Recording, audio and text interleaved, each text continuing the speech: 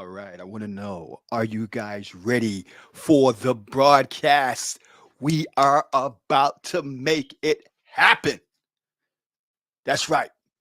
We're going to make history today. Man. First of all, this is the inaugural episode of Lab Talk with your boy, Charles Blair, the mad scientist, and always representing my beautiful queen, Tammy Blair. And you know this. So I want each and every one of you, if you're hearing this right now, I need to know what kind of sound is everything coming in clear? Are you hearing me? Let me know who's in the house, all that good stuff. Good morning. Good morning. Let's go. Let's go. I love the stream deck. Thank you. Thank you. Thank you. Somebody got some technical knowledge out there. They know a little bit about stream decks. So somebody's showing their stuff right now. So I want to really thank you guys for tuning in to this inaugural episode. Okay, do me a favor.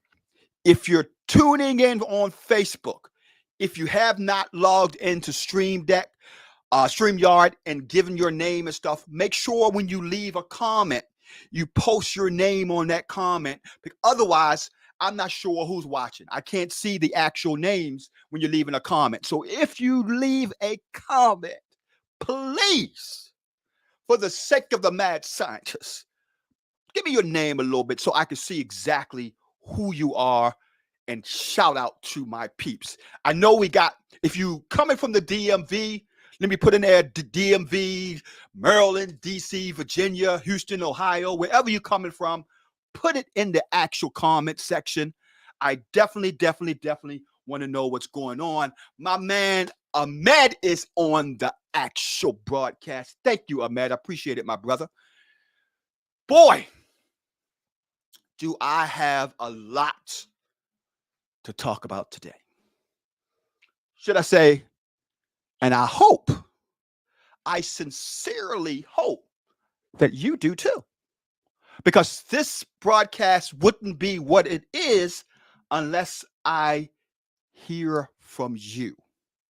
Like I said, this is the inaugural episode of Lab Talk with yours truly, the mad scientist. And we're going to cover all types of topics, whether it's marketing, whether it's real estate investing, you name it, owner structure financing, transaction engineering, anything and any topic that you want to talk about, we will cover today. Good morning. Good morning. Thank you. I appreciate the love. Thank you so much. Let's go. We're definitely going to get started soon. I love the stream deck. I know that said that. Sounds good. We got good sound. Thank you, my man Ahmed. Don't forget to leave those comments and questions because it's you that make the show what it is. So definitely keep posting. I want to know what questions you have on the subject of real estate investing, on the subject of marketing, on the subject of transaction engineering. What exactly is on your mind? That's what the mad scientists want to hear from today. What is on your mind? As I stand here on January, February, March, April the 12th, 2022. What's on your mind? What keeps you up at night? What makes you toss and turn and say, man, if I could only get this? What is this? I want to hear from you. I need to hear from you to make this show a success. What's on your mind? First and foremost, I want to give you guys a little bit of housekeeping. Don't forget, April 23rd at the Best Western Hotel, we're going to talk about how my man Josh Cohen has been able to close on average 20 deals a month. And the best part of all, he's not doing any cold calling. He's not doing any direct mail. We're going to break down exactly what he's doing. to make it happen. Maurice from Baltimore, thank you, my man. Thank you for tuning in. Good morning to you all. Shavita House is here. Thank you for tuning in. Now, as I mentioned, Josh Cohen, native Virginian. I don't know if that's a word. I just made it up. But if it is, my man hails from Virginia, D.C. region. And right now he is doing deals in about 8 different markets. And he's going to talk about exactly how he's doing it in those markets at this month's Real Deal Meetup. Go to therealdealmeetup.com. That's therealdealmeetup.com. I'm getting ready to begin this broadcast at 5 minutes after the hour. And you know what I mean by that. You know what I mean by that. Damn! So what are you waiting for? Put those questions there. Give me some action to put out there. I got a couple of surprise guests for you as well. I got, in fact, it's going to be a surprise because, like I said, we're testing out this new system. We're testing out this new platform. We're getting and reaching out to you to get all and every question that you have answered on the subject of real estate investing, on the subject of marketing, on the subject of transaction engineering. That's what we are here for you today. And we are waiting anxiously to make sure you are being successful. There's no doubt about it. Everett, good morning, my friend. Tamara, good morning on YouTube. Thank you, all my YouTube people, all of my Facebook people, all of my every people. Thank you for tuning in today. And let's go ahead and get started. The first question I had. Now, also, just want to let you know, you could have emailed some questions in earlier if you wanted to. The way you would have emailed the questions in, just keep in mind when we do these shows, you can email questions in at charles@realdealmeetup.com. That's charles@realdealmeetup.com. If you have questions and you want to send them in advance. One of the questions that came in earlier is, mad scientist, you talk a lot about being a transaction engineer. Could you please explain to me what is it meant to be a transaction engineer? And that question was brought in by James. And James, that's a great question. A transaction engineer, as to my definition, is someone who can take a look at any deal and break it down to a win-win profit scenario, regardless of what exit strategy they choose. So in other words, they don't need only a wholesale deal. A transaction engineer do not need only a rehab deal. They do not need only a owner-structured finance deal, a subject to deal, a deal that goes with a listing agent, a deal that goes rent to own. A transaction engineer can take any kind of lead and make it a profitable outcome. Even deals that has no profit. Now, if you want to know how you could make money on a deal that has no profit, put in the comment section. Show me how. And I'll break down exactly how you can do that on this broadcast. I told you I have some friends that I'm going to bring on.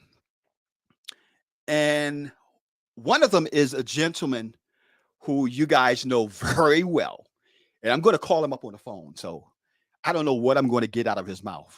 But you know my man, my right-hand man when it comes to doing the meetup. You know my man, Agent Cory Banks. I got a couple questions we want to ask him, especially questions when it relates to being a what you call a investor-friendly agent. Hold on a second. Let me call Mr. Agent Cory Banks up. Give me 1 minute.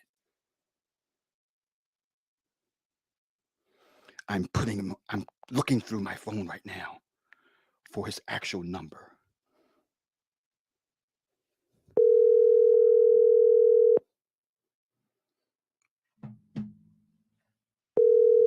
Can you guys hear that phone ringing? If you can hear the phone ringing, let me know. Charles, what's happening? Real to 007. What's up, my brother? How you feel? How you feel? I'm feeling good, man. I'm feeling good. I got these people on the phone right now. You are live. So be careful what you say. I know your moms may be listening. So be careful. Well, be careful what you say. She might say some of the things I say too. Now, Cory, why you gonna put your mother out there like that, man? That's not nice. That's not nice. You're right. You're right. I'm sorry. My apologies. Sorry, Mom. I got people right now on the actual live broadcast on Lab Talk with the Mad Scientist, and let them know who you are. And the question that I had is, what is an investor-friendly agent? Okay. Well, I'm gonna try to match the same energy that you're giving me, right? So, with that being said, I am Agent Cory Banks, Realtor 007. And yes, I am an investor-friendly agent. And an investor-friendly agent is this.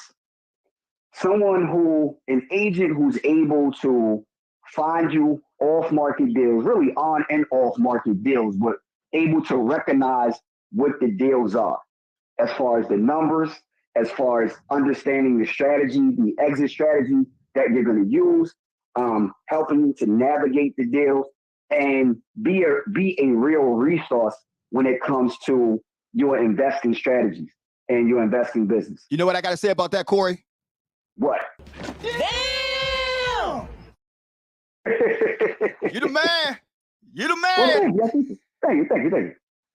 Now, if somebody says, okay, I have this deal and I need comps and I need this type of help, can they reach out to you? Of course. If someone is looking for a situation they want to wholesale, they want to rehab, they want to buy and hold, they want opportunities to find deals, can you help them do that? Absolutely. Here's the key question. Can you help them structure the deal where most other real estate agents fall flat? Can you do the creative stuff? Most definitely. I mean, if I'm doing it for myself and I've been doing it for my clients for some time. And so most definitely. So if someone wants to work with you, someone on this broadcast, if you have a question for Agent Cory Banks, Realtor 007, I want you guys to put a question down below. Cory's going to be on for a couple more minutes. So if you have a question, definitely put it in the comment section. Let me read off a couple of the actual comments that we have right now. Okay. Yep. Thank you, Mr. Rodney Harris. Appreciate the love, my man. Good morning. Where would you suggest a small investor get financing for properties in Baltimore that are $60K or less, Mr. Banks? Well, there are a couple of answers for that. One, the obvious answer is always hard money, right? Finding a hard money lender who is able, or that's their requirement. They have that requirement where they're looking for those types of deals. Another one is private funding. And we have this conversation all the time where you have people many times in your network who have money just sitting there, whether in their retirement accounts, their life insurance accounts, or savings accounts. And they may have 60,000, or you may have, let's say 6 people with 10,000, or, different variations of that.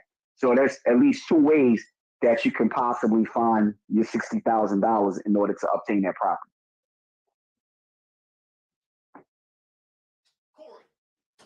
Yep. If Can you hear me? if you was to say, hey, do this first, do this second, what would you tell that new investor who wants to find a deal on the MLS? The first thing I would do, if they're looking to find a deal in the MLS, the very first thing I would have them look at is their financing, right? If if they already have the money, or make sure that they secure financing from a lender, hard money lender, line of credit, wherever they're going to get their financing from. Because then, from at that point, once we start looking for deals and you see something you like, we can easily put it under contract or make an offer, not having to go find the financing after you say, I like that property. Now let me see if I can get the money. You already have that moving for you. So you said financing is one. How do you Mm-hmm. feel? How do you feel though about the type of deal they find? Are they going to be able to do your normal assignment deals? How are they going to be able to close those deals? Oh, definitely. So if you're looking at to wholesale or sign an MLS contract, one of the first things you want to do is, or one of the first things you could do is get your disposable LLC, because it's three different ways that you can actually assign an MLS contract. So one, if you're going to do an LLC assignment, what you're going to do is get your disposable LLC. What do I mean by disposable LLC? That means not the main LLC that you're using, but an LLC that was created specifically for this purpose. So that's the LLC that you're gonna sell. Um, Another way that you could close, if you were to do it in the name of a trust, and there are attorneys, especially the one that we use. Shout out Brian Gorman, where they're able to create a trust for you, and it's similar to an LLC close. The other thing that many people don't talk about is there's a line in your MLS contract where it talks about assigning that makes that contract non-assignable. So with that line, if you negotiate and both parties agrees that this MLS contract is now assignable, that gives you the liberty to assign it. So if your strategy, with all of that being said, if your strategy is to wholesale and not to actually buy the property, those are the three things that you want to look at first in order to prepare yourself to close that deal. Thank you, Mr. Banks, man. I appreciate your time on the phone today. No problem. No problem. Take care, and we'll talk to you soon, my brother. All right. You guys have a great day. Bye-bye. Okay, you heard it first. You heard it from the man himself. There's a number of ways in which you could get that first deal and get your business up and running to a level where you're definitely having the kind of success you want. But I know some of you guys have some questions right now. And let's bring up a couple of the questions that are out there right now. Let's see. How long can a house be on the market before someone who's doing wholesales is able to approach them?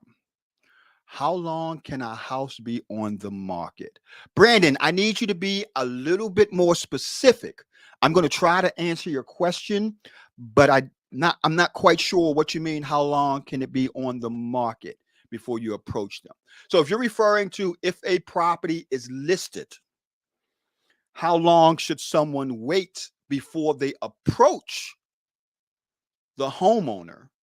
You got to understand that homeowner has a listing agreement with an agent. And depending on that listing agreement, you can approach them all you want. The problem is now you're circumventing that real estate agent, and that homeowner is going to say, in most cases, you have to speak to my agent because they have a listing agreement. So I definitely wouldn't recommend going behind an agent to try to steal their deal. But if I'm misunderstanding what you're saying, please leave a second question so I can basically answer your actual question properly. Okay, Brian Shanklin says, peach. I think he means preach, but I'll peach too. No problem, Rob. No problem at all, my brother. Let's see. How many of you guys are interested in the subject of land development? Did you know that we have a person in our region right now? I mean, he is crushing it with land development. His name is Vernon Vaughn, and he does what's called infield land development. Are you guys familiar with that term? If you're familiar with the term of infield land development, let's put it in the comment section. Let me know.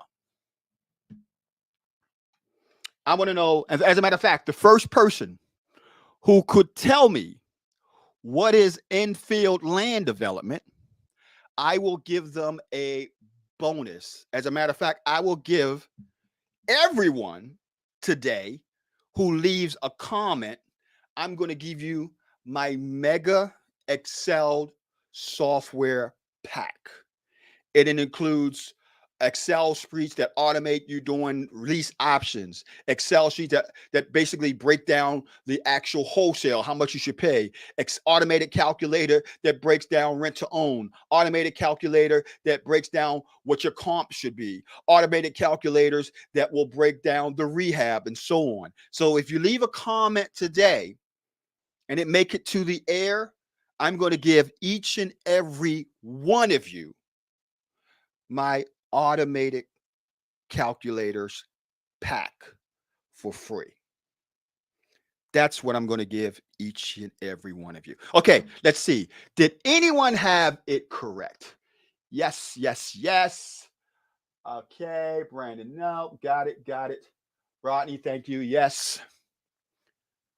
See, what is infield land development? Can anybody guess? Okay, then it says infill land development, land that has water and sewer.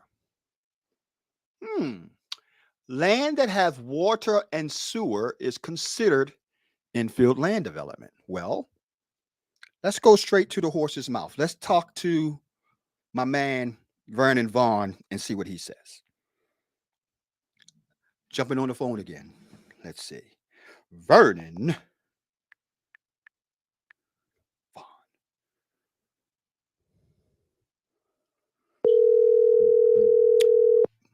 Brother V, come on, pick up that phone, man. Hey, this is Vernon. Pick up that phone, man. How you doing today? I'm doing good. Now that you called, I'm doing good. Well, I'm gonna tell you right now, I got you live, so everybody's listening to you. Okay. So no cursing. No cursing. You know, you gotta make it child friendly. I'm playing. You know the PC police. You don't want to get banned off of Facebook. You know how they go. Oh man, not Facebook jail. Now the question is, what is infield land development? So I said, let me go to the source and get the definition, because someone said infield land development is land that has water and sewer. Is that as plain and simple as that, or is it more than that? No. So it's called infill. INFILL. Infill development, and it is building or developing lots in an area where there is already existing infrastructure at the lot or very nearby. And the simple idea behind it is, if I buy a lot and there are houses built to the right, to the left, and across the street, what is the likelihood that I won't also have water, sewer, and electric available to me? And the odds are slim to none. So it allows me as an investor to stay as agile as possible, as opposed to, if I'm building out, way out in the suburbs, if I'm doing an entire subdivision, or if I'm building out in the country, I could have to utilities. I could have to run utilities hundreds, if not thousands of feet to get electricity, to get water. Maybe for water, there is no public water and sewer available, and I've got to wait until a certain time of the year to get a perk test. As an investor, man, as the meme goes, I ain't got time for that, right? Right. So infill development allows me to cut through a lot of the red tape and kind of rock and roll. You know what I got to say about it? I mean, you can't put it any kind of way, any better way. But you know what that means? What's that? Can you dig it? So I couldn't have said it any way better myself, man. What are you into right now, man? What projects you guys are working on right now? And how can somebody reach out to you if they want to know more about infill land development? So right now, several rehabs going on, several new builds going on. All these projects are in various states, everything from in a pipeline for acquisition and permitting, undergoing rehab or build out, on the way out the pipeline. So various stages, several projects going on. Sometimes I lose count.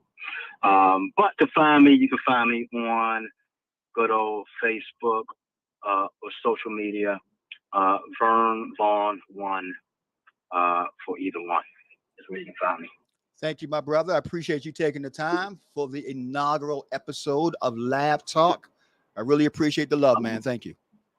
Oh, man. I'm first guest? You're the second guest, but this is the inaugural show. I'm hurt. You do not have my rights to use this interview. You know what? Hey, with that being said, man, I got to give you the reggae horn.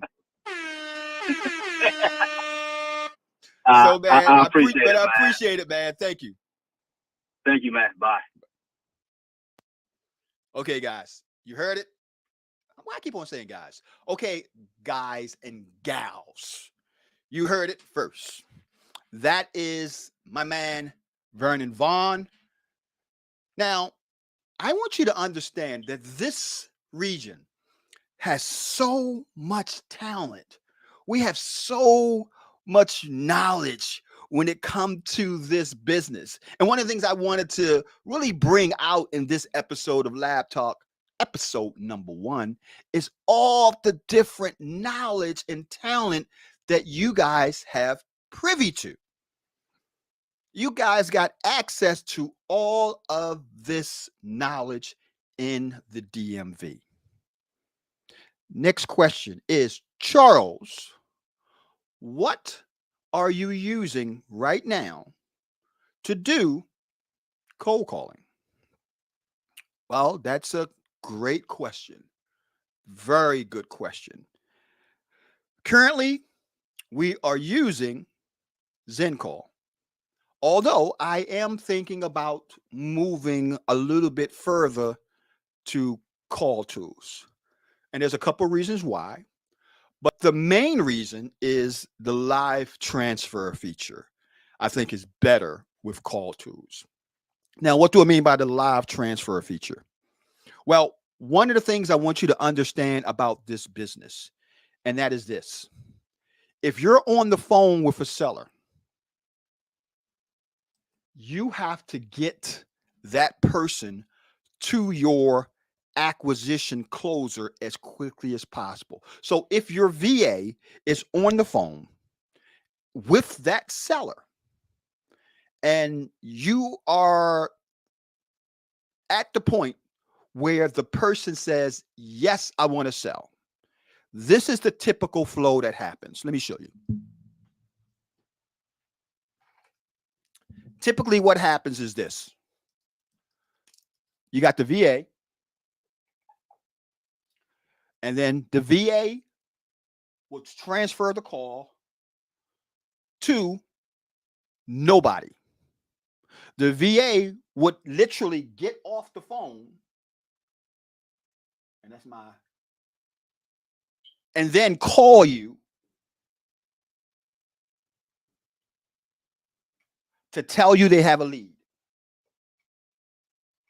Or the VA would send a text or an email to let you know that somebody wants to sell. Now, what you should be doing is this. You should be, once that VA gets that lead on the phone, and that lead says yes, that lead should be transferred while they're on the phone to your closer. And that way, you're going to close more deals. I want you to start thinking about how many opportunities you were not able to do because the VA hung up, called you, told you about the deal, you called the person back, and you weren't able to reach them. You understand what I'm saying? That's why we're thinking about switching over from ZenCall to Call Tools.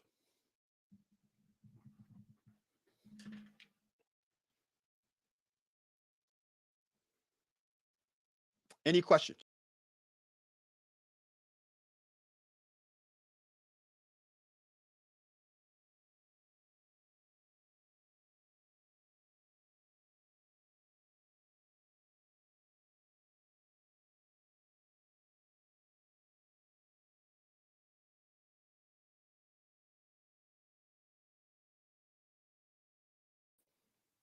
Hey, Charles, I've done deals, but struggle with getting consistent deals. I have a full-time job and I work from 12 p.m. to. Jermaine, I understand your pain, my brother. As a matter of fact, that's how I started in this business. I too had a full-time job when I started this business. So I completely understand what you're saying. Now, with that being said, there's a couple of things that you can do. First thing I would tell you to do is define your business model. Now, what do I mean by that? Simple. What I'm talking about is break down exactly what is the base business you're going to do.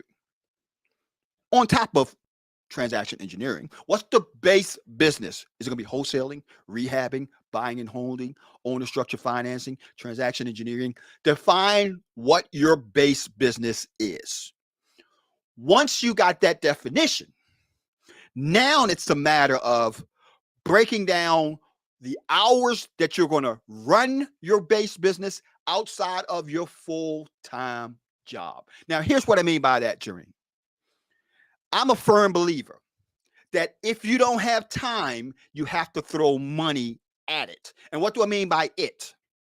You have to throw money at your business if you don't have the time. So what do I consider the time? The time allotment that yours truly, the mad scientist, that I would consider having a successful business is at least 20 hours a week. If you can give real estate at least 20 hours a week, now you're in what we call the time module. So in the time module, you need to break down exactly what you're going to be doing during those 20 hours. So Jermaine, I would say first and foremost, if time is the issue, if you can give it 20 hours a week, start off with Google Calendar. Break down what hours of the day you're going to be doing real estate investing. And once you break that down, now you're going to fill in exactly what you're going to do during those hours. Now, that's one quadrant. That's only if you have the time. Now, let's say you work 40 hours a week, 20 hours with your family, 40, you get your sleep, all that involved in the whole week, and you have very little time. You have 10 hours to do this business. Now you have to throw money at it. And what I mean by that, you have to hire virtual assistants. You have to hire team players to be the footprint or the face of your business because you don't have the time. So the reason why most, not all, but the reason why most investors fail is because they fail to identify which quadrant do they fall into, the time or the money quadrant. Now, let's go back to the time quadrant. You've already identified what you're going to do or what hours you have. Now, you got those 20 hours mapped out. You know that you're going to work your business Monday through Friday, and you're going to do at least 4 hours a day each day. You have to put into those 4 hours exactly what you're going to be doing.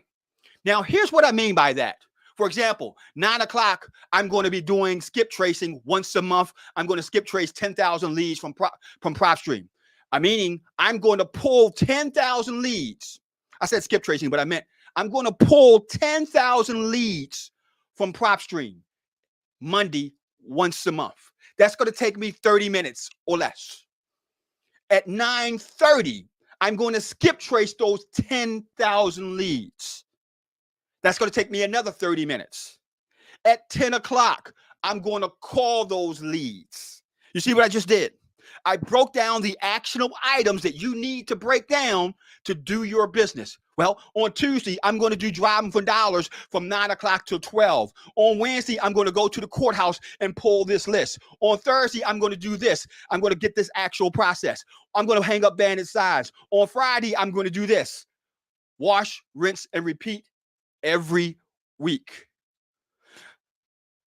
2 hours a day, I'm going to do REI reply. So that's how you set up your business for success. The reason why, and you can tell me if I'm wrong, Jerome, the reason why most people fail is because they do not have a day-to-day action plan for their business. I hope that helps. Next question comes from Naomi Bryce. I just got licensed, so when talking to seller as a transaction engineer, do you let them know you are as an agent first or give them multiple options, including listing, and let them pick? First and foremost, I love what you said.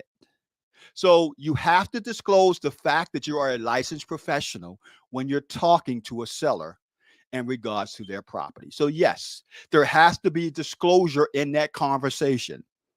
The question is, do you have to do it first?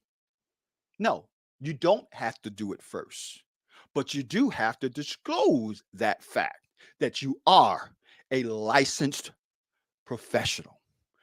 Now, the key is, which hat are you going to wear? You can't wear both hats at the same time. So in other words, when you start that phone call, you start it off either as an investor or you're going to start that phone call as a real estate agent, but not both.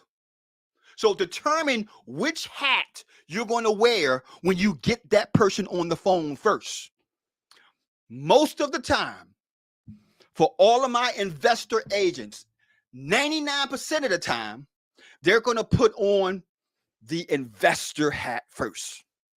And then, if there is no deal there, they will put on the agent hat. And to me, that's the best way to do it. If there is no deal, drop that investor hat right away, stick that agent hat on, and you'll be good to go. That's my recommendation. Next question. Let's see. I'm new to your channel, so not familiar with your transaction engineering process. No problem. I will introduce you to that process real soon. Jerome said, my base is wholesaling. I hire big. Great to hear, Matt, my man. Great to hear that. I'm going to give you guys an example of the question that I believe Jerome asked. This guy I'm going to get on the phone is one of my mastermind students. His name is Felipe, and he's going to tell you how he's doing it in the business as a new investor with limited time. Let's get him on the phone right now and see what he's working on.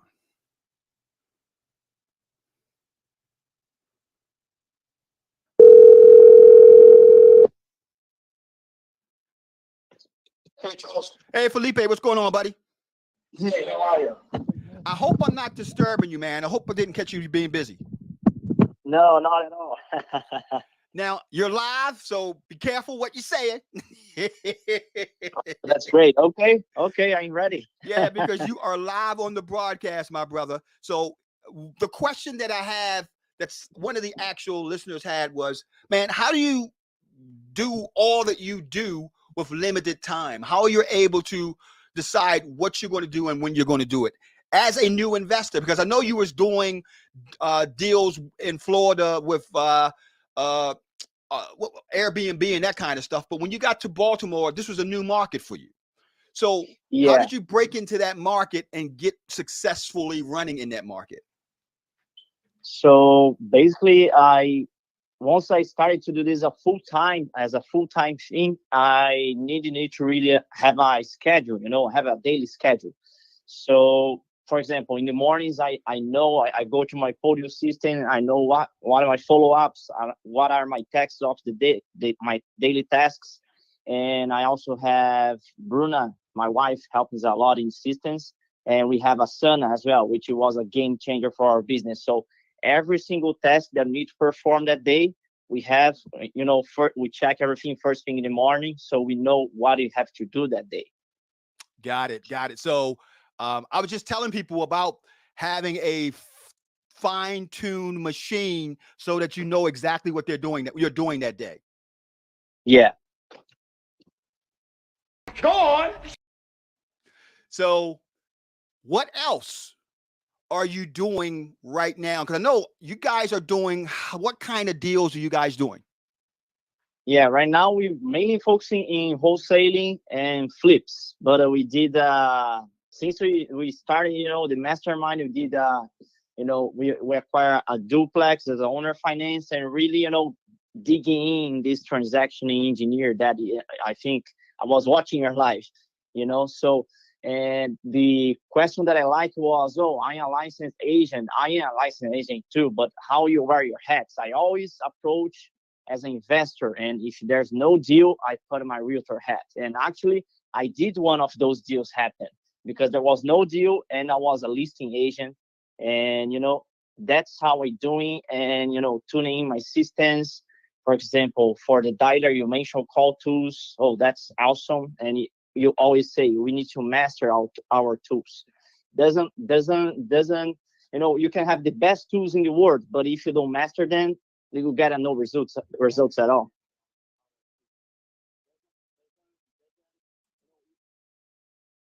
Yeah, I agree with you 100%, man. It's all about the tools. Tell me something. I know you guys are focusing on wholesaling, rehabbing, and so on. You mentioned to me about a couple of deals that you wholesaled or may have. Have you? First of all, do you have the deals in the contract yet? The wholesale that out? Yes, you were there Saturday. We put 2 houses under contract that Saturday that went there at Edgewood Street. Which brings to a question that I know a lot of people have. What are some of the markets that you recommend for new investors, especially in the DMV, the Baltimore market? What are some of your favorite zip codes? Oh, I really love 21206, 21216 as well, 21229, 224, 230. That's my favorite areas, So that's the areas that I'm working right now. Of 21229. I love it as well. 21206. Love it. So you're definitely on cutting edge, man. Thank you. I know you're busy. Appreciate you being on this inaugural episode of Let's Talk, the lab talk with the mad scientist. Thank you, man. I appreciate your time. Charles, appreciate it. Thank you. Bye-bye. Hey guys, you heard it. This business is really all about working your business, working your systems, doing everything you need to do in order to be successful and having a plan behind that success. That's the key. If you have a plan behind that success, success will follow. But you have to follow that plan. You have to work it. So, everything that I think these individuals who are in what we call the active side of investing, all these active investors have a plan, from the land development guy, from the wholesale guy, from the rehab guy, from the investor friendly agent guy. All of them have a plan. That's what they all have in common. Now, one of the strategies that we had a question for that I wasn't really ready to answer, because to be honest with you, it's an area of investing that I really don't touch. And that strategy is, mad scientists, how do you deal with notes? And I got two good go-to people who I go to when it comes to note investing. One of which is Ahmed Hazel. He's local here in Maryland. And another one is my man, Mike Russica, and he's in New Jersey. So when it came to the questions about note investing, I said, let me give Mike a call, see what he's up to. And I want you to hear exactly what it is that make note investing so great. Hold on a second, guys. I'm gonna get him on the phone.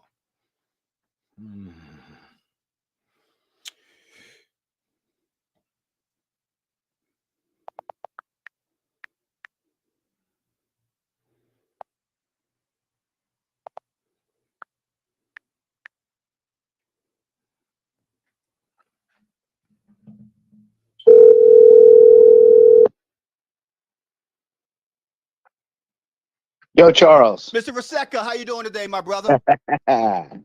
It's a beautiful day in the neighborhood. How you been? Man, like I said, last time I talked to you, if I had your hand, I would have a full house. Well, I tell you what, I've been listening to your lab talks, and I love the concept, being able to share information with people that need to hear it, that want to hear it, and I'm here for you. What can I help you with? But Mike, you know what I find that a lot of people don't want to know? What's that? You know what I find? A lot of people, they just don't. You can't handle the truth. They can't handle the truth, man. That's funny. They want that guru stuff. They don't want the real world stuff. They want that guru stuff. Yeah, well, this has been real world for me for 16 years. And, the name of your talk here is Lab Talk. And the name of my concept is a laptop lifestyle. And I've had some great experience with the note space. And I look at all the people that you're working with, and most of them rely on using some type of debt, some type of bank to get their deals done. And when I started in real estate, I was doing the same thing. I had a great job. I had good credit. I was borrowing money from the bank to buy my long-term rentals. But the bank never showed up to help me. The banks never showed up to help me with these rehabs. And I'm like, how do I be this silent partner like the bank, and be the bank instead of being the guy who's up the ladder, working hard? And I've kind of cracked the code, and it's been a fantastic ride these last 16 years. I know we've had a lot of conversations, man. I brought you in to speak to my mastermind students before. You've talked about some of the actual returns you've gotten on deals. You work with all kinds of assets when it comes to note investing. Give people a sense of the type of deals you work with and the whole process that you have. Because one of the things that I think is a mystery is, well, what does a day look like? We know what a day look like for a wholesaler. We know what a day look like for a rehabber. But what does an average day look like for a note investor?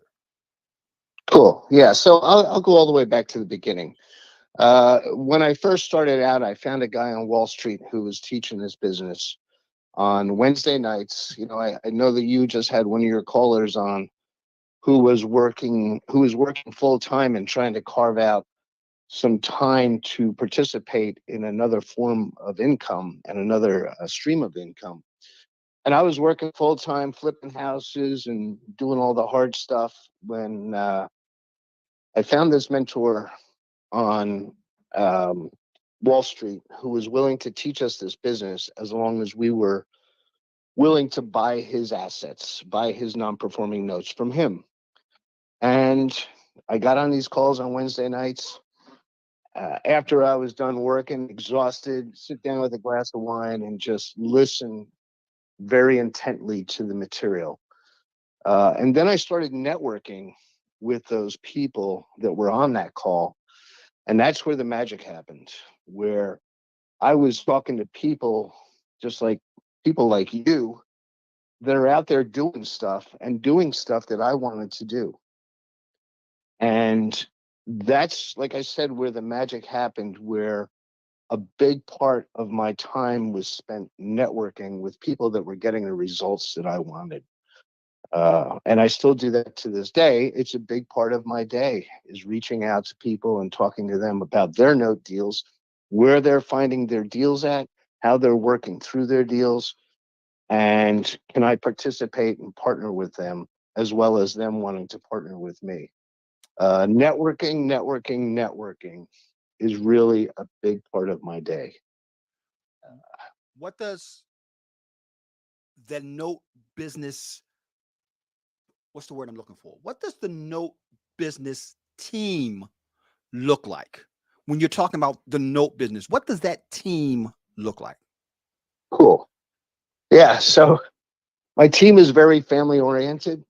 My daughter spends 20 hours a week calling banks, looking for non-performing mortgages that we can buy at a serious discount. And she's been successful reaching out nationwide to these banks and building a relationship with these people that handle their non-performing toxic debt, I guess you could call it. And when it comes time for a bank to get some of these notes off of their books, they call my daughter, Julie, and they say, hey, listen, we're sending over 20 assets. Take a look at them. Give us your best pricing on these assets. And that's when we wake up and we kick it into gear and start doing due diligence nationwide. We never have to visit the property physically. We are looking at these assets in the neighborhood that they're in the condition that they're in, by getting broker price opinions. And then our offers reflect what we think is going to be recoverable. So if we think that we're going to recover $60,000 on a property, we'll make an offer of $35,000 or $30,000. We're looking for at least high double-digit returns, if not more. Gotcha. And if the bank accepts the offer, great. If they don't accept the offer, it means that we're pricing these things correctly. And a lot of banks are looking for higher numbers than that, but we just won't play in that game. So my team consists of myself performing serious due diligence, as long as my daughter and my son working on this business together. I've managed to get my niece and nephew involved in this business as well. And I feel that we are creating generational wealth by bringing these young kids into the business and showing them what it is to get these large returns from a 30-year-old standpoint, instead of, I'm an old guy, I'm 63, but it's exciting to know that my team is a bunch of youngsters, that they are able to grasp this knowledge and run with it. And I know, Mike, you got a lot of knowledge in this business. I know, if I'm not mistaken, you started out on the residential side. First of all, am I correct on that? That's where I'm at. Got you. Now, I got one of our actual viewers have a question that I know that you can tackle, and I'm going to pull it up on the screen right now. Let me know if you can see it. The question is from Terry from York, PA. Thank you. I've been wanting to hear about time management. I'm a full-time investor, but I'm wearing all hats, including bookkeeping, running Airbnb, beach house, cold calling, etc. When or who is the best for me to hire someone, a VA, a bookkeeper, and so on, financially afford it? Have significant other, my business partner, and trying to get him out of his FT job. So that's the question is, when is the best time to, or how do you know it's the best time to bring in somebody, a VA, and transition from working a full-time job to doing this full-time? Nice, nice. Well, you know, my first deal was in York, PA, which is crazy, on Locust Street in York, PA. It was the first mortgage that I bought. But my answer to that question would actually be, if you are looking to work with VAs, my best recommendation that I can give anyone would be to create training recordings, training videos on what it is, the functions that you actually expect these people to perform. Because you're going to go through VAs. You're going to find some that are just horrible, some that just don't listen. And you want to be careful with your time management and make recordings so that as you're burning through these virtual assistants, you can just say, hey, listen, study this material. There's a quiz at the end. And I want you to feel comfortable performing this before we even move forward. That's probably my biggest thing that I can tell people. I used to use a platform called Thinkific. I don't know if you're familiar with that. You probably are, because you're the mad scientist. And I had all of my training up on Thinkific about the note business, because there's no reason for me to repeat and repeat and repeat and repeat when this training material can be 90% of it can be pre-recorded.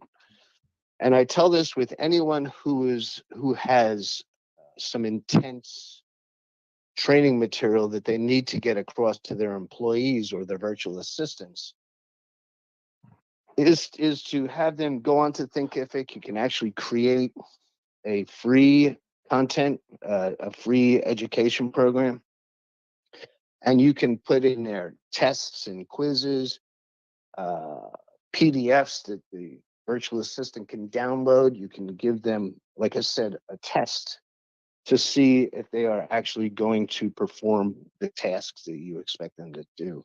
Got you. We have a system that we use as well, Mike. And first of all, I'm not sure how much time you have. Do you have time to hang on for a few more minutes, or do you have to run? I'm hanging out all day. Okay. I'm going to pull up on the screen right now, and it does what you're pretty much talking about right now, the system that we are currently using for that exact process of organizing, setting up, and structuring your business and training and so on. So let me know, guys, if you guys see the actual screen that I just pulled up on my computer. If you're able to see the screen right now on the computer, give me some kind of notification. Yes, Mad Scientist, we can see it. Mike, let me know if you can see that screen, if you're still on the actual computer watching, and let me know if you can see the screen. I do. Okay. Yep. This program is called Trainio. Now, what I love about Trainio is the fact that it will allow you to create your organization. It will allow you to create training. It will allow you to create your process. It has templates built into it. When people, just like you mentioned about tests that people take, milestones they have to go through and so on in their business. This is our full business in a box for my employees. So let me give you an example of what I'm talking about. First thing first, you got the company. And inside of the company, you want people to see the people. So let's look at what our actual directory look like of the people that work in our company. Because you're talking about breaking it down, your company, your members of your company, and so on. So it starts with identifying the people that's in your company. And then once you have that broken down, All these people have to have roles, and that's where the organizational chart come in. So we have our business broken down by each role that each person performs. Now, if you're a solopreneur, you're going to wear every hat. And that person talked about wearing every hat. But if you're not a solopreneur, you want to have a process in place where your full business structure is laid out for your entire company. That's what we have here. Now you get back to the next part. Well, every company has policies and procedures. Well, in our system, our policy and procedures is done here. Got it. This looks very robust. It is. It is. So if we go to back to the actual company, you're going to see what our business plan is, our model for our company. And it breaks down exactly what the business plan is for my company. The executive summary, it breaks down the actual business model and value proposition. It breaks down what we stand for, buying, holding, selling properties. It actually has a summary of our marketing plan. It also breaks down industry review, implementation, how we're doing the business, our financial plan, 1 year, 5 year, 10 year, 15 year, appendix, Wow. and breaking down of what our structure is and what we're looking at in regards to revenue. I'm going to have to jump on this, Charles. Oh, Now, man. you haven't seen anything else yet, man. You haven't seen anything yet. Wait till we get to the point where we're talking about the process. Because you mentioned you have to have a way in which you can train and educate and teach your business. So inside of our business, we have something that's called the tech that we use. And inside of the tech that we use, it breaks down, here you go, all the different tools and systems that we use in our business with step-by-step instructions of how you use them.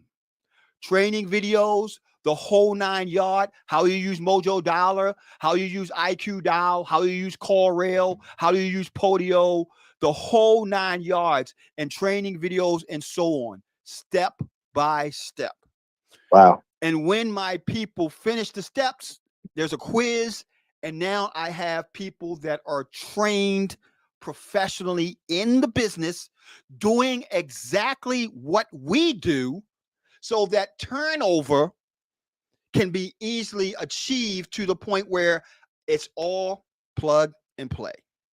Nice. We've actually, because of COVID and because of the last 2 years, what we've gone through, we've actually added auction buying to our repertoire, to our portfolios.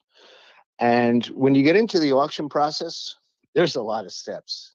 There's follow-ups as you get outbid and you need to rebid, and then you need to add more money into the auction bidding process. It's quite involved, and this platform looks like it could handle exactly what it is we're trying to do, because we've got these proxy bidders nationwide that are performing all these tasks, and trying to keep these people is kind of like herding cats into a corner. And that looks pretty robust. Yeah, I think it can, man. I think it can do what you're mentioning it can do. I think it's just a matter of, like you said, you know how your business runs or how your business is set up. The key point is the setup. That's the most time consuming part. But once you have the setup done, it's done. So now you can continue to do other things. And just like using this system, the most time consuming part is identifying what you want or what your business looks like, what tools and what systems your business have, and breaking that down to the point where you're creating PDF manuals. And here's a hack that I teach all my people. YouTube University has some of the best training you could get for free. And what I mean by that, I'm talking about how to use tools, how to use systems. So one of the ways in which you could implement a YouTube video strategy is to look at videos and stuff that's on the tool that you want to teach someone. find someone who have excellent training on that video, transcribe that video into a PDF, and use that video inside of your training as a shortcut or as a hack to supplement you walking through that person and that training of that tool. Nice. Nice. Yes, we've started transcribing our videos as well. And what tool are you using for your transcriptions? We use what's called Descript. The good Great. part about Descript allows you to put a video inside of it. It transcribes that video automatically. And check this out, Mike. You know how you want to take out something in the video? You want to edit a start, a beginning, or something in the middle? Sure. You know how you use a Word document where you have the words on the screen and you just hit delete? That's how simple it is to edit a video in Descript. It converts that video into words. You delete the words, and now you've edited the video. So there's How do we no, get check that. Man, it is just gorgeous. There's no having to learn how to do video editing. All you do is find the mistake you made, hit delete like a Word document on the words that you want to delete or the section you want to delete out, and it deletes that whole section seamlessly in the video as if it was never there. You are too much. How do we get from the note business to video editing that quickly? I told you, man, I love this technical stuff. I love this whole how to spend more time with your family and spend less time on your business. Nice. That concept. Cool. You got any cruises coming up? Real Deal Media Cruise will be back into swing in 2023, my friend. We will start marketing for 2024.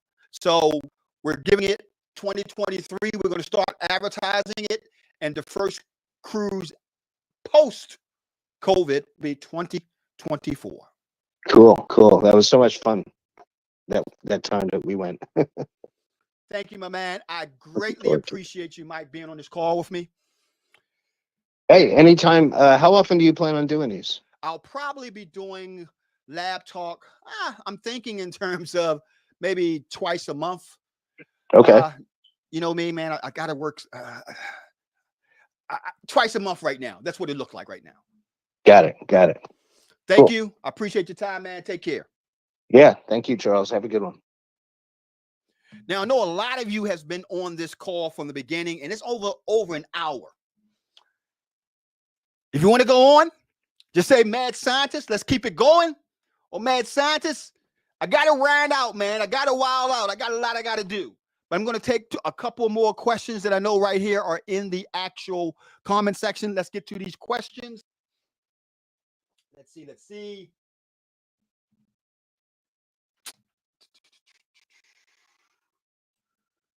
Yes, Dennis, we got to that. Let's see. We went to that question already. Frank Swansky, all eyes, Charles. Thank you. Rick Jordan. Yes, Rick. Flip with Rick. You the man, Rick. Who else we got here?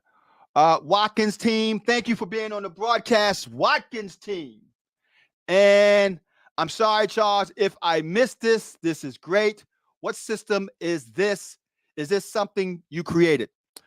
Tamara, that system that I showed you guys was something that's called Trainio. I didn't create it. Let me go to the website and show you exactly what it looks like. That's Trainio. That's the system that we use to manage our organization. And it's a great system. It's not cheap. So would I recommend you doing this when you're just starting out and it's just a one-man show? No, I wouldn't. But when you start making money and you start having team members, you start having virtual assistants, you start having contractors working with you, lead agents working with you, acquisition and disposition people working with you, you want to bring in a true organizational system, and Trainio is that system for us.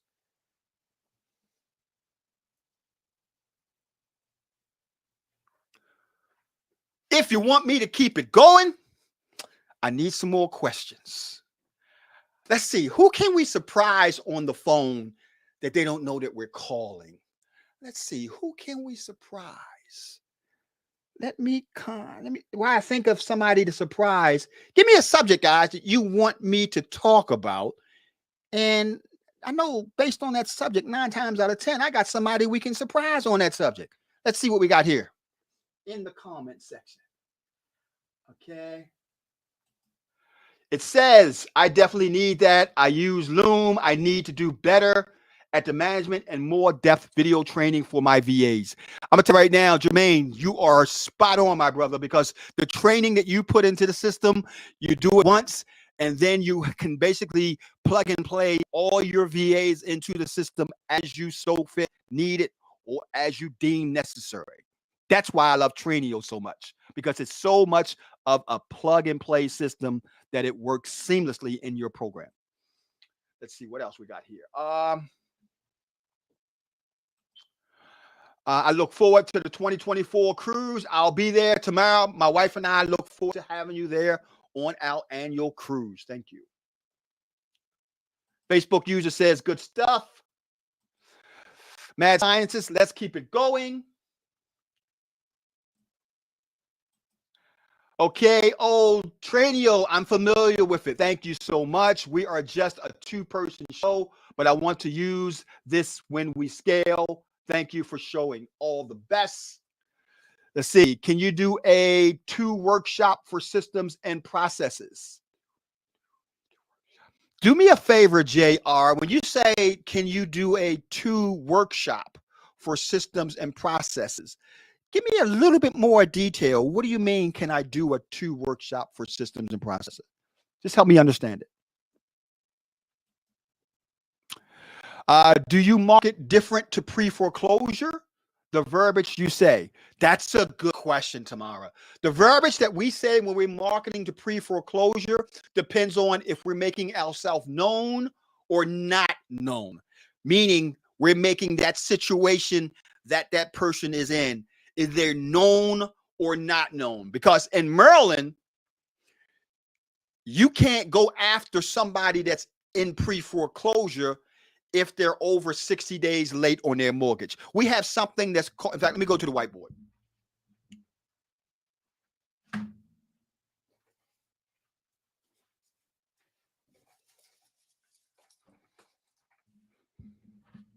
It's called PIFA.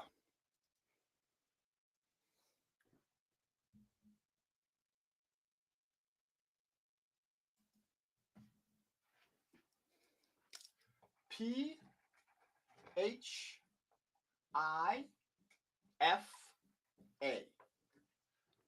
PIFA, Protection, Homeowner, and Foreclosure Act. Now, what does that mean? That means if you're investing in Maryland and somebody is over 60 days late on their mortgage, you can't go after that person that's in pre-foreclosure.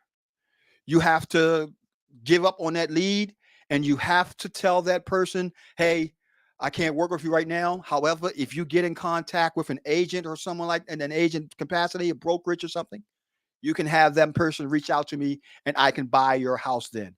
It's called PIFA. Now, the exception to PIFA, meaning there are a few exclusions to that law. And one of the exclusions is if the property is vacant, then yes.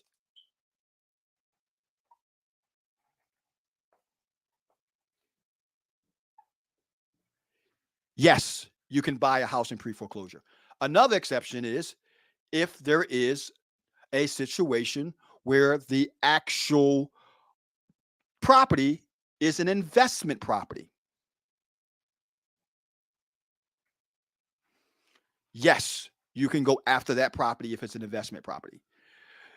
You can also go after properties that's in PIFA that's not against the PIFA law if the actual person that's being foreclosed on is not being foreclosed on because of mortgage, but they're being foreclosed on because of some type of judicial lien, like taxes.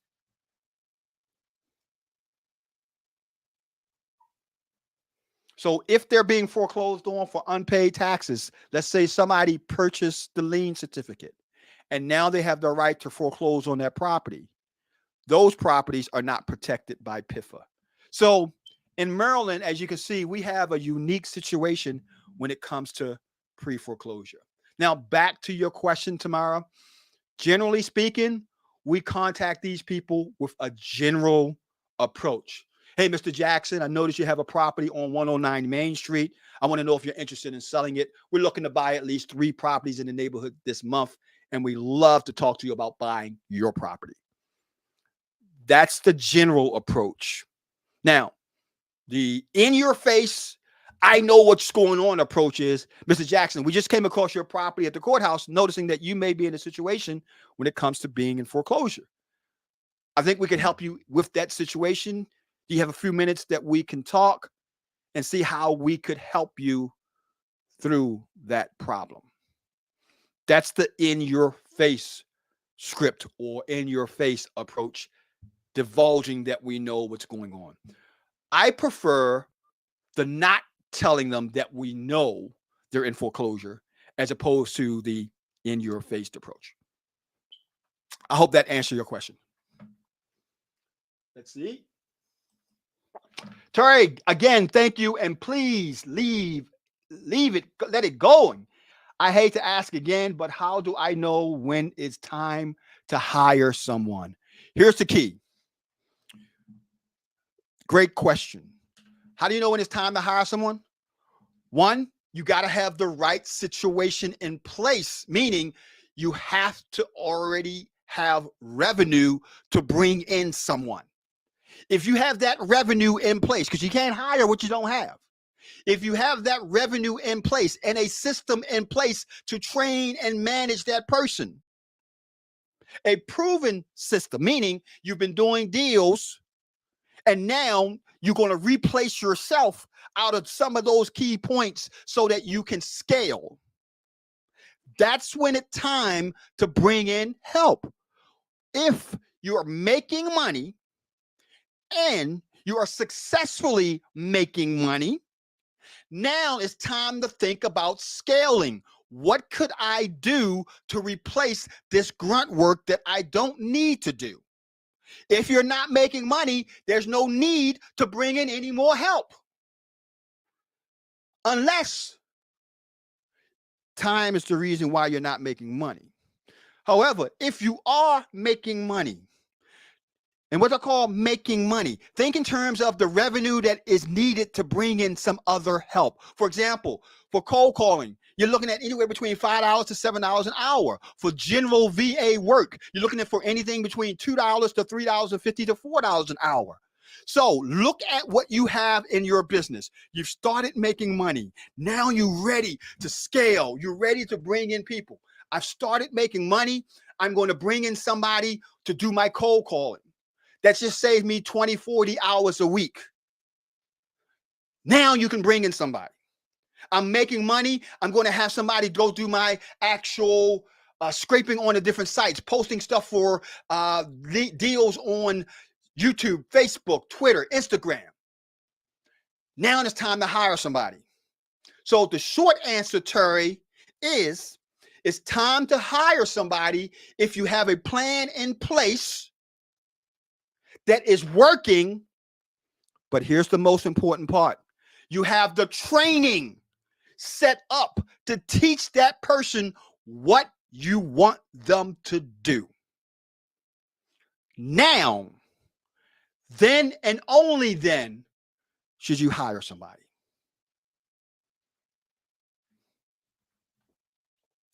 Let's see what else we got.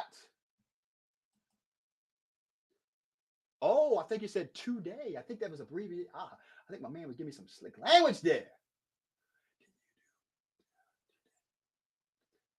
Let's see.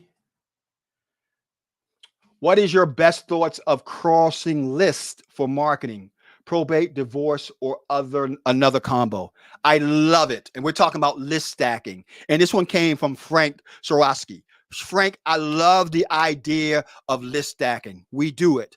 We actually stack our lists and find people that are on multiple lists. And when we get them on those multiple lists, they get a higher priority when it comes to direct mail, higher priority when it comes to cold calling, and so on. So yes, I definitely believe in stacking lists. I want to see people on 2, 3, 4 lists. That's the perfect stack scenario. Watkins team, Trainio is awesome. I'm implementing every day for my VAs, contractor, great training, and I'm looking forward to the next meetup this month. Forgot to tell you guys, we look forward to seeing you guys on April the 23rd, Best Western Hotel, my DMV people. We only have about 40 seats, maybe even 30 seats remaining. So you need to go to therealdealmeetup.com. That's therealdealmeetup.com and grab your seat. We got a fantastic meeting. We are the #1 meetup in the region with close to 10,000 members. I don't want to sound like a commercial. I'm going to get back to your questions, but I kid you not. We have over 10,000 members. No one has been serving the Black community like we have for the number of years that we've been doing it for each and every one of you guys. Next question. Thank you so much for going over this. My husband and I are in Maryland, and we did not know about the 60 days. Yes. A lot of people don't know about that, Tamara. A lot of people don't know about that. You can get in serious trouble if you go after somebody that's over 60 days late on their mortgage. People have been locked up over that. So definitely be aware of it. How can I get funding for deals as a new investor? That's a great question, Maxwell. And the short answer is you got to either have credibility or use somebody else's credibility. Because depending on the deal, you may find a few hard money lenders out there that will lend you based on it being a good deal. But those hard money lenders are far and few in between. More than likely, you're going to find a hard money lender who wants to see some kind of success. So you're going to have to use somebody else's credibility and possibly bring them on the part of the deal so that you can get that money that you need. Now, the other aspect of it is private financing. You can go to friends and family and see if they're willing to lend on your actual business, lend on your actual business model. But that's a situation where people look at you and say, well, I know you'd want to do this so-called thing called real estate, Maxwell, but man, you don't have a kind of track record. And you want me to give you $30,000? Let me see a little bit of success, and then we can take it from there. And that's going to be the answer that you get most of the time.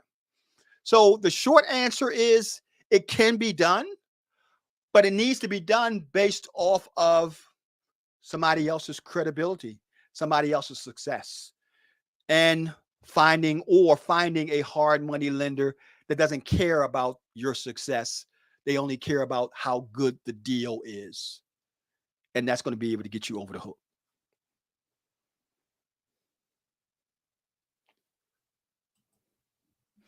Do you only work with people in Maryland, or do your mastermind students in other states? I moved out of Maryland. Naomi, I have students all across the country. I even have a student that's in Poland, Detroit, Florida, DMV, Chicago, Virginia. So we have them all across the country.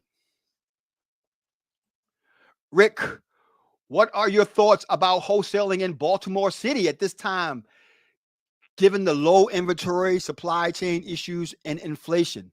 Rick, there is no low inventory, my brother. I'm going to tell you right now, there is no low inventory. We got 3 deals this week. In fact, I'm going to show you something. I don't know if I should be showing you this. Please do not contact my deals. I'm going to jump on the Podio right now. And I'm going to show you. These are just the deals I'm getting tongue tied. I get excited when I talk about deals, guys. These are just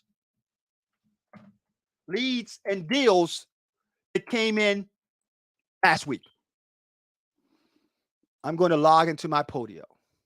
And hopefully I can, like I said, please be ethical.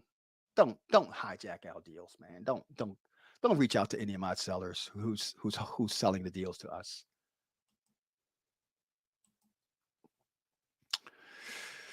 I'm going to pull it up in a second. In fact, right now I'm pulling it up on my computer, so give me a minute.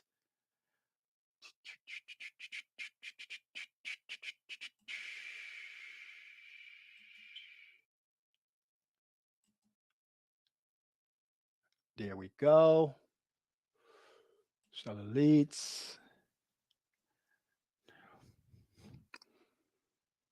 And there's no way I can blur this out, but I'm going to show it to you guys because I trust you. These are all the leads that just came in the last week, the last 7 days, from this date to this date. All that just came in the last 7 days. Out of that, we got a total of 3 deals under contract. So no, in my opinion, there is no shortage of deals. There's shortage of people knowing how to get the deals. That's the problem. Because a lot of the stuff that's out there is stuff that people were teaching you from 10 years ago. Nobody's talking about how to do your business structure, how your team should be laid out, how you should be running your day-to-day operations. So that's the problem. Rick, there's so much opportunities out there. You heard where one of my students right now closed two wholesale deals on Monday. Over the weekend. We got some beautiful areas in Baltimore that is thriving. There is no low inventory. Now, yes, there are some small supply chain issues, but those are getting better. When you plan your rehabs, you plan them out in advance, you're able to order in advance. And here's your key point. Try to build a cookie cutting rehab business. You already know we do wholesaling, we do rehabbing, we do buying and holding, we do owner structured financing, subject to. So we do it all. Transaction engineers. So your business needs to be laid out. So you already know, man, these are the type of cabinets I'm going to use in a medium grade rehab. These are the type of cabinets I'm going to use in a high grade rehab. These are the type of flooring I'm going to use. This is the type of paint colors that I'm using. This is what I'm going to be using on the actual bed and bathroom. This is where I'm getting all my materials at for my fixtures and so on. So you already know the challenges that you have based on knowing what you plan on doing. You should always, if you're doing rehabbing, you only price out for labor. You buy all materials. Your pricing is only for labor. So know already beforehand what you're going to use. You won't have supply chain issues. If you wait 3 weeks, 4 weeks in a project to start ordering your appliances, then you will have supply chain issues. But right now, the supply chain issues are very slim.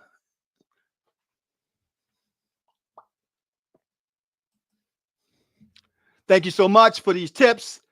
I did get the answer to the question. Thank you, thank you, thank you. Great information, Charles. A lot of real estate golden nuggets. Appreciate it. Facebook user says, Terry, great, thank you, and almost forgot. Also, what verbiage do you use for initial contact when calling a PR for probates? First of all, great question.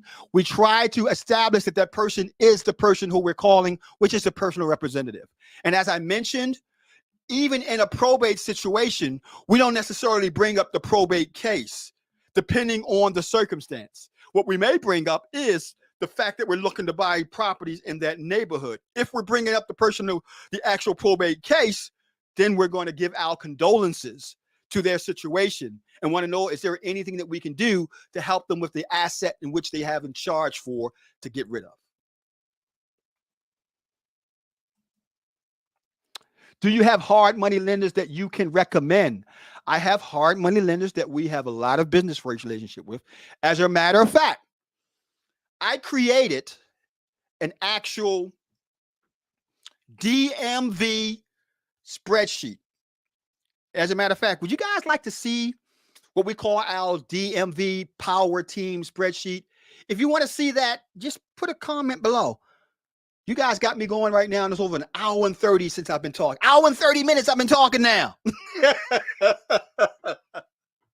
If you want to see our DMV spreadsheet, that includes wholesalers, it includes contractors, it includes hard money lenders, it includes who else?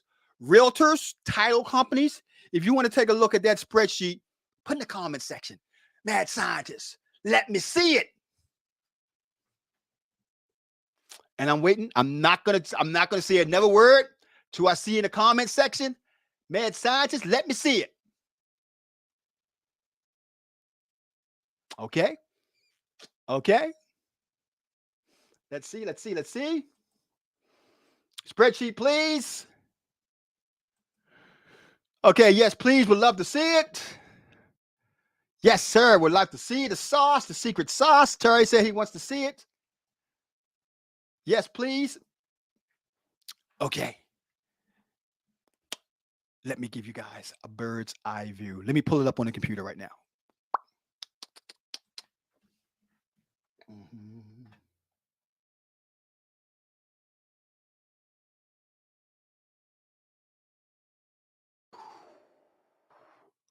I'm going through the debitless sheet. Let's see what we got here on the computer. Inbox. Let's go to spreadsheet.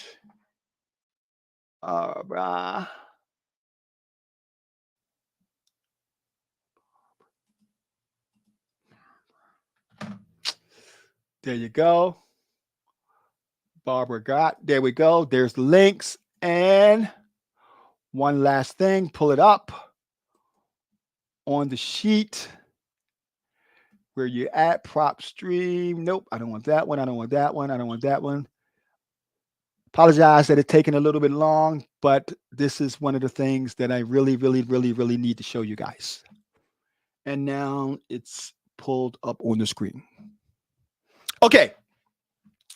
For example, this is our spreadsheet. These are DMV real estate groups that you should be members of. And I had a VA put this together. And it took us probably about a good month to populate all of these actual data that's in this spreadsheet.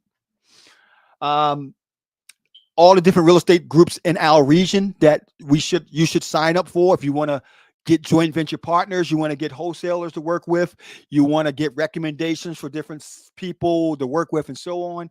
These are the top groups that we've identified in our market.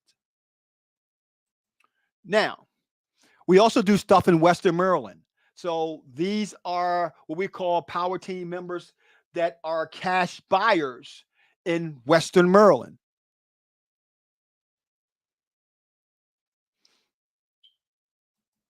Now, these are our DMV cash buyers that buy in Maryland, DC, and Virginia. These are all cash buyers. Email address. Some of them have the links to their Facebook pages, where they're at, and so on. Now, if we're looking for wholesalers to joint venture with, these are all the actual wholesalers that we've identified as true players in our area that we can joint venture with, partner with, get deals from, and so on. What do you guys mention about contractors? These are all the contractors that we've identified. And now let me first preface by saying this. I'm not giving any recommendations. So don't say, do you recommend? Because the last thing I want to see happen is I recommend somebody and something happened and no longer is that person a good standing. So no, we don't recommend anybody unless you're in a mastermind. But besides that, we don't recommend anybody Call these people up, interview them, make your own decisions. And these are contractors. Once again, these are all hard money lenders. And last but not least, title companies.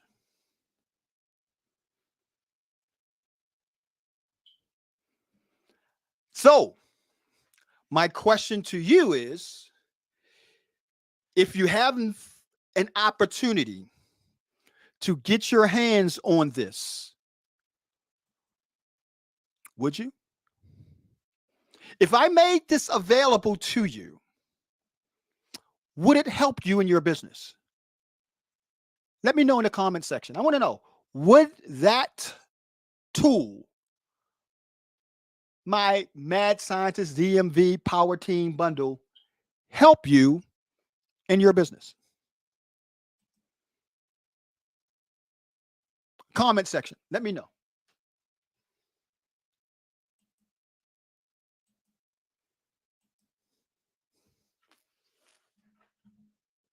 Yes.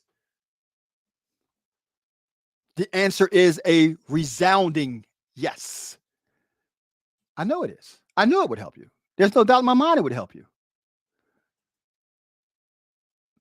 Yes, it would, Brandon. Absolutely. Rick Jordan, yes. Yes, Tamara. Yes, yes, yes. Now, I'm willing to give this. I'm willing to give this whole Power Team bundle to you if you do one thing, and that is come to this month's meetup group, the Real Deal Meetup, Saturday of this month, Best Western Hotel, 5625 O'Donnell Street. Come to the meeting, The Real Deal, 9:30 a.m. to 12:30 p.m., April the 23rd. If you show up at the meetup, I will give you a copy of my Power Team bundle.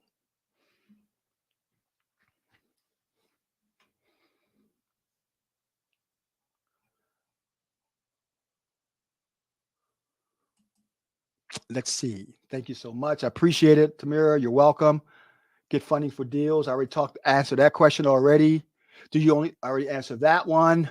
What are your thoughts about wholesaling in Baltimore City? We covered that one. I even have some favorite zip codes that I work with. I love 21229. I love 21215, 21216, 21206, 21214, 21213, 21218. Those are pretty much some of my favorite zip codes that I love in Baltimore City. Thank you so much for these tips. Great information, Charles. A lot of real estate golden nuggets. Thank you, my friend. I appreciate it. Terry, great. Thank you so much. Almost forgot. Verbiage I used. We answered that one. Do you have hard money lenders that you recommend? I just told you guys, yes, we do. I don't recommend, I told you I don't recommend anybody. I just give you sources. You have to interview them and decide if you want to work with them. Exactly. Let's see. There seems to be a decrease in bandit signs. Is Baltimore City considered a saturated market when it comes to wholesalers? Rick, there is a decrease in bandit signs, but sometimes when there's a decrease, there's opportunity. There's not that many investors out there that are doing bandit signs, which means that the market could be wide open.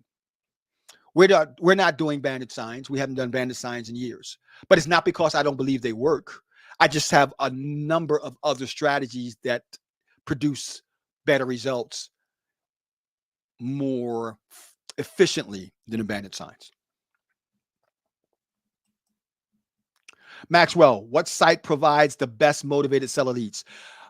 Great question. Here's the key. Do you want self-generated seller leads, or do you want AI automated seller leads? So if you're talking about AI automated seller leads, I deal mainly with PropStream.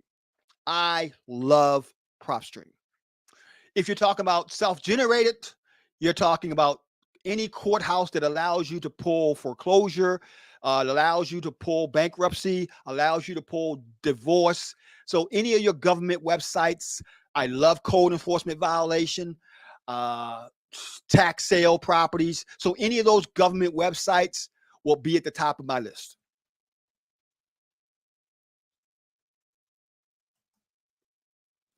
That's amazing. Congratulations. Thank you, thank you, thank you. I could listen to you all day. Great information. Thanks. Rick, I appreciate that, my brother. But I've been on this thing for almost an hour and 40 minutes. And I'll tell you, it's been the longest that I've been on YouTube, Facebook, all simultaneously. So I'm about to get off right now. I appreciate all the love, all the support. Thank you, guys. My wife and I love giving back to our community, paying it forward. And I hope that you've gotten some kind of value out of this presentation today. If you've gotten value out of it, just I know some of you guys ain't going to never leave a comment, but if you've gotten some kind of value at it, just leave a comment. Let me know. Hey, Charles, I want you to keep on doing this. I mean, I've gotten at least one nugget out of this. I've gotten some good value out of it. If you've gotten at least a little bit of value from this, let me know. I would love to hear it from you. Once again, this is Charles Blair, the Mad Scientist. I'm getting a little dry mouth.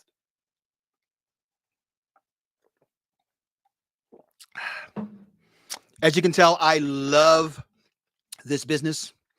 This is no fake shit here, guys. This is the real deal. I love real estate investing. I hope you can hear that. You can see that, and you know that. And I especially love sharing what I have here. Thank you, guys. Take care and have a beautiful day. Bye-bye.